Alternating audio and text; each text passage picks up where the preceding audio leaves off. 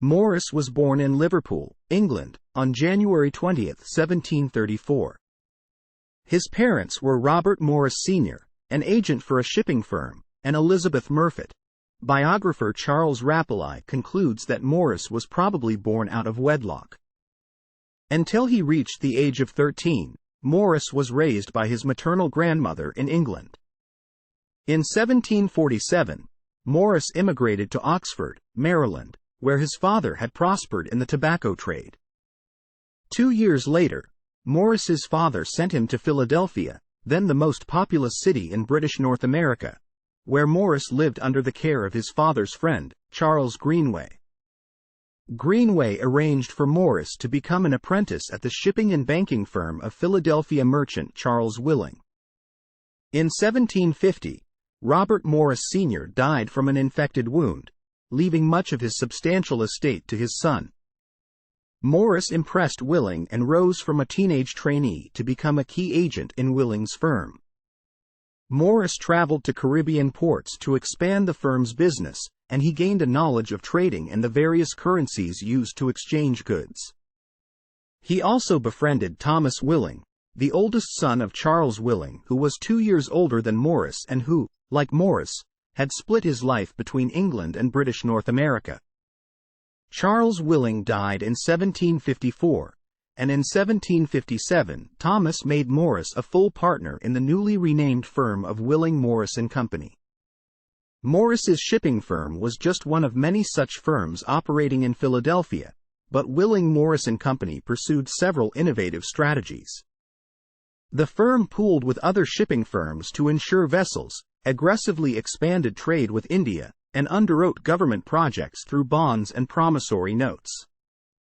Ships of the firm traded with India, the Levant, the West Indies, Spanish Cuba, Spain, and Italy. The firm's business of import, export, and general agency made it one of the most prosperous in Pennsylvania.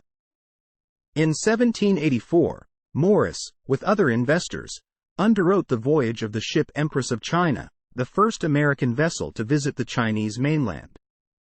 Morris's partnership with Willing was forged just after the beginning of the 7 Years' War, which hindered attracting the usual supply of new indentured servants to the colony. Potential immigrants were conscripted in England to fight in Europe, and the contracts for those already in the colonies in America were expiring. At the same time, the British Crown wanted to encourage the slave trade, which was profitable for the king's political allies in the African Company of Merchants. While Morris was a junior partner and Willing was pursuing a political career, the company Willing, Morris & Company co-signed a petition calling for the repeal of Pennsylvania's tariff on imported slaves. About 200 slaves were imported into Philadelphia in 1762, the height of the trade. Most were brought in by the Rhode Islanders D. Wolfe, Aaron Lopez, and Jacob Rivera. Willing, Morris & Co. funded its own slave trading voyage. The ship did not carry enough to be profitable and, during a second trip, was captured by French privateers. The firm handled 2 slave auctions for other importers, offering a total of 23 slaves. In 1762, the firm advertised an agency sale in Wilmington, Delaware, for over 100 Gold Coast slaves. The ship had docked in Wilmington to avoid the tariff.